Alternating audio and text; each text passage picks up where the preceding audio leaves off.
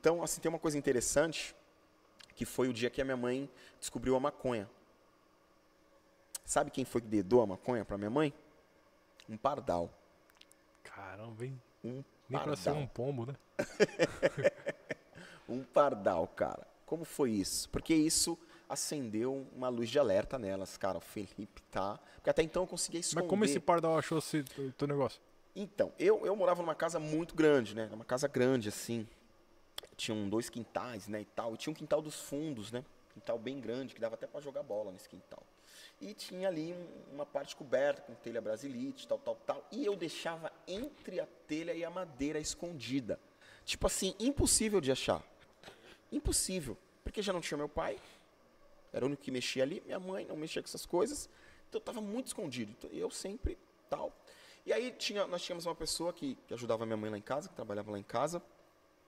E caiu lá, tinha, né, como telhado, sempre teve muito passarinho lá, muito pardal e tal. E caiu um pardalzinho filhote. E aí ele caiu lá e tal. Aí a moça foi lá, pegou e tal, e colocou no telhado de volta. Tumba. E aí, tá bom.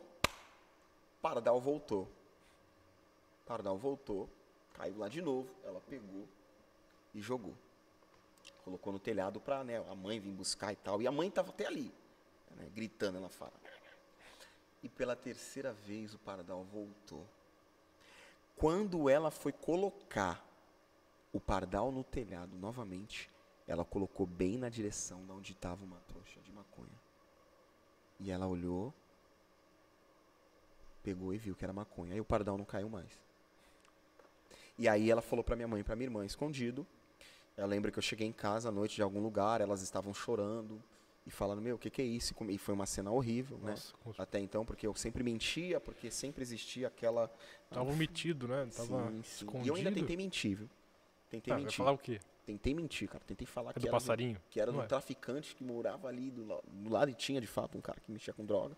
E eu tentei empurrar pro cara, mas ali a luz de alerta foi assim. Ali elas entraram numa guerra, porque de fato eu estava sendo arrastado para esse lugar, né? Os planos do diabo, de fato.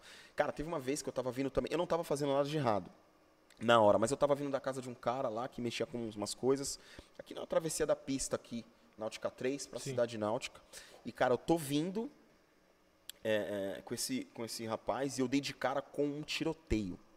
De cara, uns moleques roubaram a pista e os caras eram polícia de frente. Eu tomei um estilhaço de .40 na perna. Você é louco? Tomei. Bateu e, né? E o estilhaço dela pegou na minha perna. E assim, tem tantas coisas assim para falar, mas houve sempre uma perseguição intensa, sabe? Que não dá para descartar. Assim, no meu nascimento, isso é uma coisa, acho que é legal pontuar aqui. Eu lembro que minha mãe conta, né, que estava ali, fez todo o pré-natal com um médico, né? Como você passou com um médico, Normal. eu passei na doutora tal, tudo direitinho. E chegou, tipo assim, semanas, eu acredito, para o meu nascimento. E minha mãe chegou pro meu pai, não vou mais ter com esse cara, não quero mais ter o Felipe com esse cara. Como assim? Não quero. Mas como assim? Tal. É uma coisa ilógica. Tal, não quero e não quero.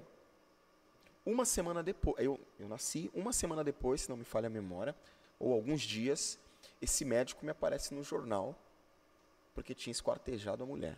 Você é louco. Saiu no jornal. Esquartejou a mulher e eu acho que guardou numa mala.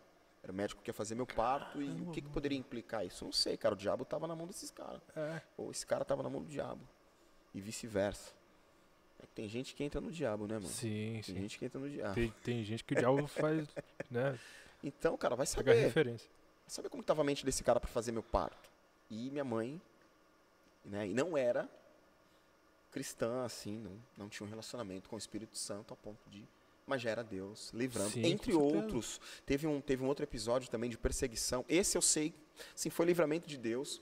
Existiu uma época, meados dos anos 90 também, estava tendo um sequestro de criança muito grande. Região, São Paulo, capital, enfim. E nós estamos na porta da minha casa, a porta da minha casa ali na Náutica, era um point da galerinha. Ali ficava todo mundo reunido.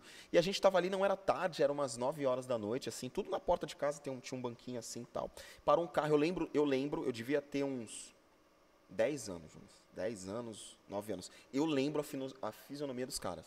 Principalmente, né, do que tava no banco do passageiro. Eu lembro. Até eu tô falando contigo aqui, eu tô lembrando dele. E o carro era um golzinho, quadradinho, preto.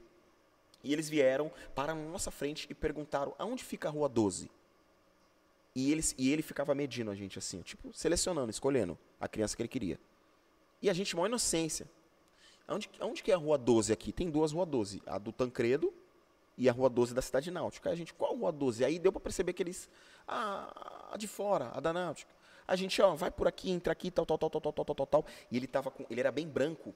E ele tava até com uma touquinha dessas de padaria que essas mulheres usam, preta, no cabelo, porque ele era cabeludo. Ele lembra aquele marido da Sandy, aquele cara que toca. Sim. Lembra muito ele.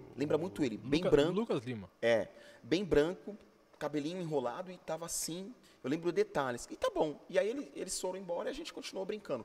De repente, passou uns 15 minutos, eles voltaram, deram a volta no quarteirão, sei lá, e pararam acho que é uns 200 metros da onde a gente estava. Uns 200 metros. Uns 100 metros. Sim, 100 metros sim. da onde a gente estava. E ele desceu do carro e puxou alguma coisa. E falou, ei, você, vem aqui. Aí a gente já... você, vem aqui. Aí eu sempre fui muito palhaço, gente. Tá? A galera aí, os amigos, a galera do trabalho, que tá aí conectado, o pessoal da igreja, do Difflin, né? Eu sempre fui assim, essa sempre foi minha essência, essa sempre foi a minha característica. E o Samuel tá indo pelo mesmo caminho, né? E aí eu dei um passo à frente, mas eu já estava pensando em correr. E eu já tinha medido que era um ponto seguro. Eu dei um passo para frente, falei, calma aí, pessoal. Eu falei, quem? Eu? Aí ele, você? Eu falei, quem? Ela? Ele, não, é você. Eu falei, ele? Tiração. Quem? Eu? Quando ele deu um passo, eu gritei, corre! Aí nós corremos, todo mundo para dentro da minha casa. Meu pai estava jantando. Pai. Aí quando saiu, ele já estava com o carro indo longe. Mas esse cara, por que ele na primeira vez ele não me levou? Que era eu que estava com o cara ali no vidro. Por que ele não me levou? Porque o Senhor de fato tinha um plano, né? Amém. Então...